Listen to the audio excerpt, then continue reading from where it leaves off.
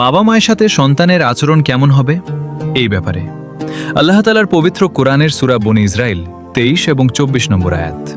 24 নম্বর আয়াতে আল্লাহ তাআলা এটা স্পষ্ট করে বলেছেন, এটাই আল্লাহর সিদ্ধান্ত। আল্লাহর আদেশ হচ্ছে যে তোমরা এক আল্লাহর দাসত্ব করবে, তোমরা তোমাদের বাবা মায়ের সাথে এহসান করবে। এক আল্লাহর দাসত্বের পরপরই তোমরা তোমাদের বাবা মায়ের সাথে এহসান করবে। এটাই হচ্ছে আল্লাহ তাআলা তার সিদ্ধান্ত।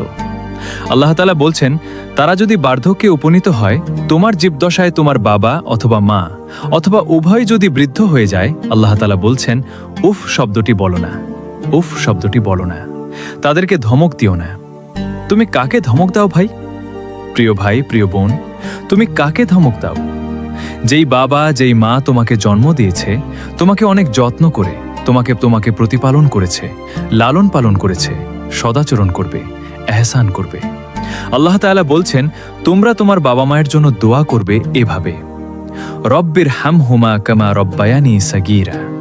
হে আমার রব, আমাদের বাবা মা আমাদেরকে ছোটবেলায় যেভাবে করে যত্ন করে আদর করে আমাদেরকে মানুষ করেছে, ঠিক সেইভাবে আল্লাহ তাআলা তুমি আমাদের বাবা মায়ের সাথে তুমি সদাচরণ করো।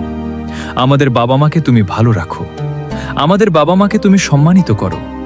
যেভাবে আমাদের বাবা মা ছোটবেলায় আমাদেরকে অনেক যত্ন করে লালন পালন করেছে, রব্বির হামহুমা কামা রব্বায়ানি সাগীরা।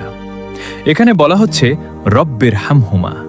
এখানে এমন একটি শব্দ বাবা মায়ের জন্য দোয়া করার জন্য আল্লাহ তাআলা এমন একটি দোয়া দিয়েছেন যেখানে বলছেন, রব্বির হামহুমা, হে আমার রব। এই দোয়াটা নিজের সন্তান বাবা মায়ের জন্য তো করবেই, প্রত্যেকটা সন্তান প্রত্যেকটা বাবা মায়ের জন্য দোয়া করবে। এই দোয়াটা এটা এমন একটা সিস্টেম, এখানে বলছে ইয়া ইয়া রব্বি, হে আমার রব। মানে এই দোয়াটা যে বলবে, যে উচ্চারণ করবে, তার বাবা মায়ের দোয়া হবে। অন্য কেউ বললে তো তার দোয়া হয়ে যাবে। রব্বির হামহুমা কামা রব্বায়ানি সাগীরা। হে আমার রব, তুমি আমাদের বাবা মায়ের প্রতি রহমত করো, যেভাবে তারা আমাদেরকে ছোটবেলায় লালন পালন করেছে। এটাই হচ্ছে সিস্টেম।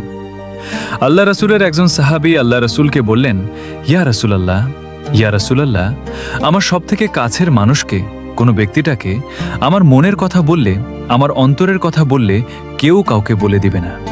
আমার সবথেকে কাছের মানুষকে, আমার সবথেকে সদাচরণ পাওয়ার মানুষকে। আল্লাহ রাসূল বললেন, তোমার মা। তারপরে বললেন, তারপর কে? আল্লাহ রাসূল বললেন, মা। এরপরে বললেন, তারপর কে? এরপরে বললেন, তোমার মা। এরপরে বললেন, কে? তারপরে বললেন, তোমার বাবা। এরপরে বললেন, তারপর কে? তারপরে বললেন, তোমার আত্মীয় স্বজন, গ্রামবাসী, পাড়া প্রতিবেশী, এরা। চিন্তা করেন প্রিয় ভাই, প্রিয় বোন, আমরা কি করছি? আমাদের বাবা মা কত কষ্ট করে, যত্ন করে, সংগ্রাম করে, যুদ্ধ করে আমাদেরকে আজকে বড় করেছে। আজকে আমরা কিভাবে তাদের সাথে চড়া গলায় কথা বলি, রাগ করে কথা বলি, ধমক দিয়ে কথা বলি? প্রিয় কলিজার ভাই বোনেরা, এই কাজটা করা যাবে না।